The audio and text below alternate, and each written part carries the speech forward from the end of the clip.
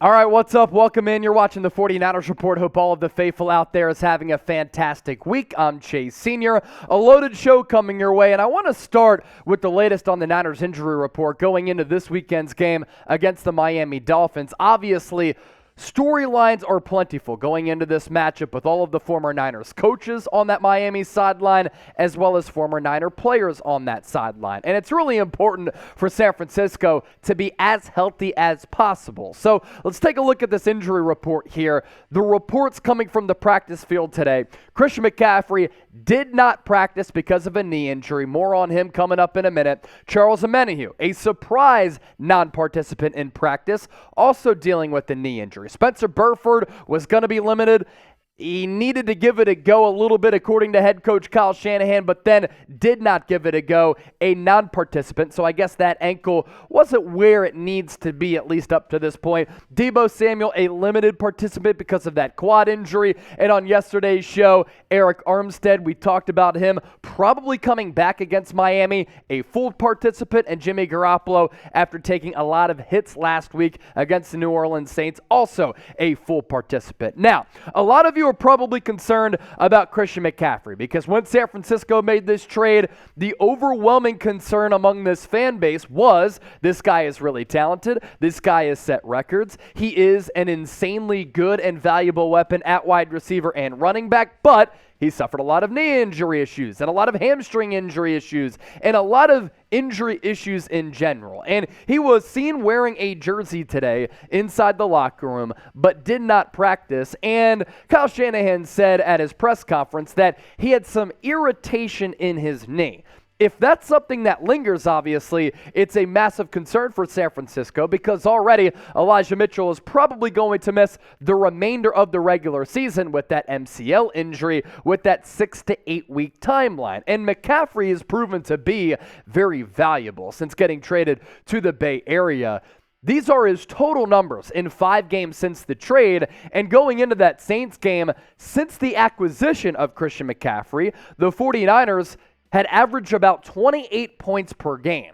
And he's been so good as a Swiss Army knife do-it-all type of weapon. 58 carries, 241 yards. Honestly, as a rusher, he's really just been okay. Where he's made the biggest imprint on this offense is really through the air, in my opinion, as a guy who you can go to on a check down. After Jimmy Garoppolo goes through his progressions, he can drop it off to Christian McCaffrey, him as that security blanket, and all of the different iterations that Kyle Shanahan can use him in as a wide receiver coming out of the slot, even out wide. We saw him throw that touchdown pass to the Los Angeles Rams, against the Los Angeles Rams, then in the backfield with Deebo Samuel as well. 25 catches, 205 receiving yards, and 3 touchdowns for Christian McCaffrey. He is a huge piece for this team down this stretch run, and he has to stay healthy because if he can't, then this Niners offense, it will be a massive blow to it. So with that, I do want to ask you this question. McCaffrey's a little bit banged up. Elijah Mitchell is not going to play.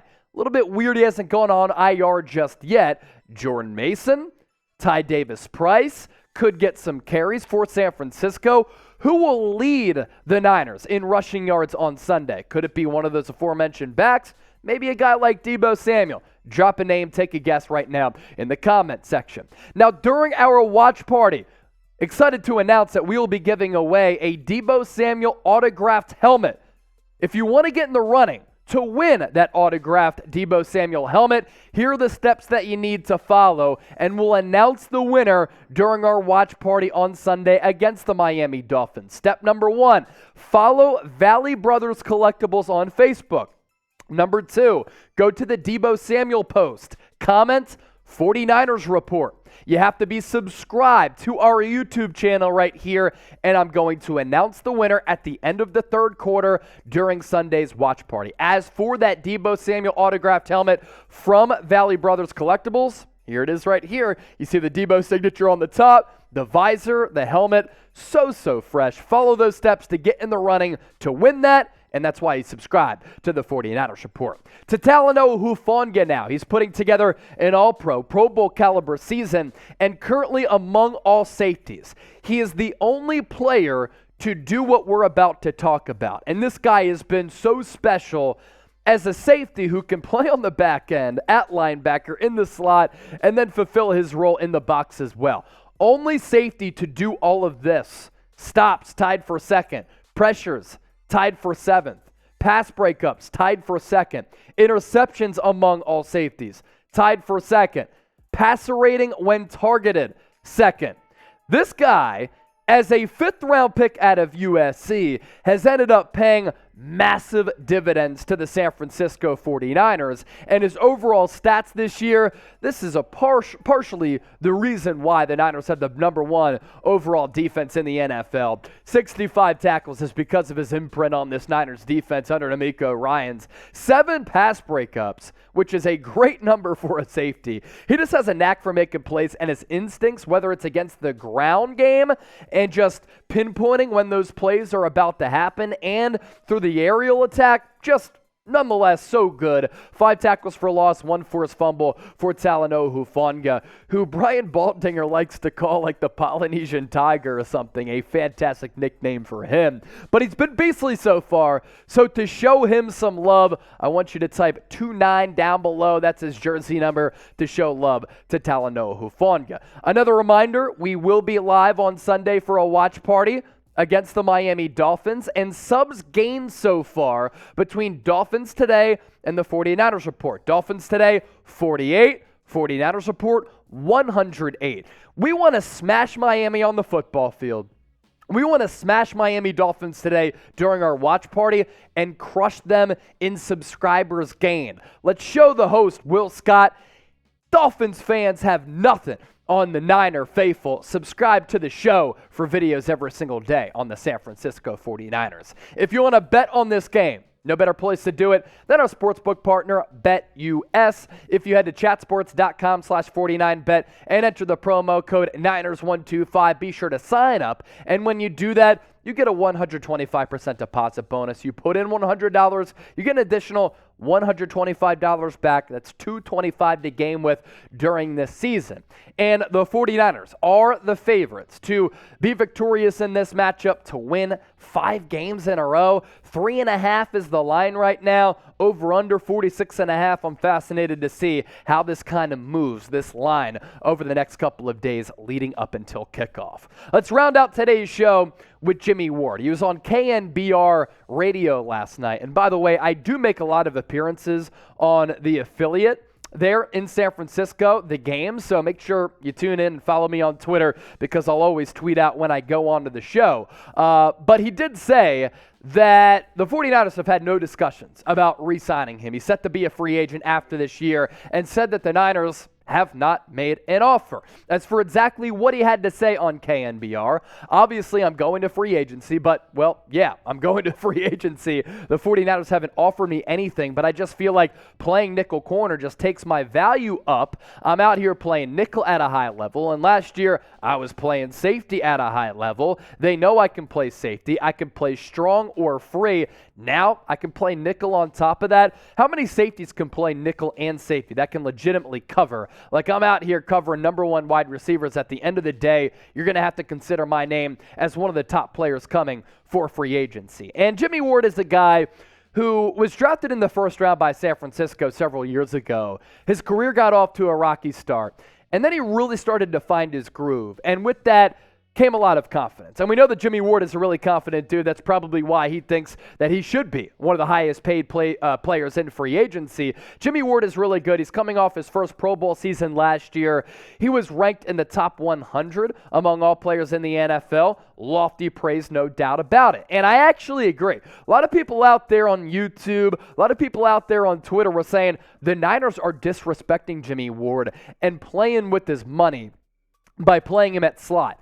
Well, I look at a player a few years ago, Malcolm Jenkins with the Philadelphia Eagles, who played deep safety, free, strong, played in the box, played slot corner, and he ended up making 3 Pro Bowls with Philadelphia. He's won 2 Super Bowl championships throughout his career, a second-team All-Pro back when he was playing with the New Orleans Saints, and that adds, that versatility does, to his arsenal and his value as a player. And Jimmie Ward is right in that regard. If he could play safety, corner, slot, blitz the quarterback, show anticipatory skills defensively, that only adds to his value defensively. As for how much he might demand on the open market, we'll take a look at that right around the corner. First, though, I want your participation in the comment section. Should the Niners, and do you want the Niners, to re-sign Jimmie Ward? P for pay, W for walk. You play the role of John Lynch right now in the comment section. His Pro Football Focus numbers this year, yes, he did miss a lot of time early in the year with injury. Overall, 66.5, run defense, 80.2, pass rush, 54.4, but it doesn't really rush the passer all that much. Coverage grade of 63.3. League average is 70, and he definitely hasn't been as good as he was last year, but these numbers, they're analytics, right? Sometimes you lean on them, sometimes you tap into them. You have value with analytics, but the eye test really is the most valuable for me, and Jimmie Ward has been a better player than this. The highest paid safeties in the NFL. I do not think that Jimmie Ward is going to be within this range. Definitely not Micah Fitzpatrick at 18 plus per year. Jamal Adams at 17.5. By the way, Jonathan Abram, formerly of the Las Vegas Raiders, did sign with the Seahawks today.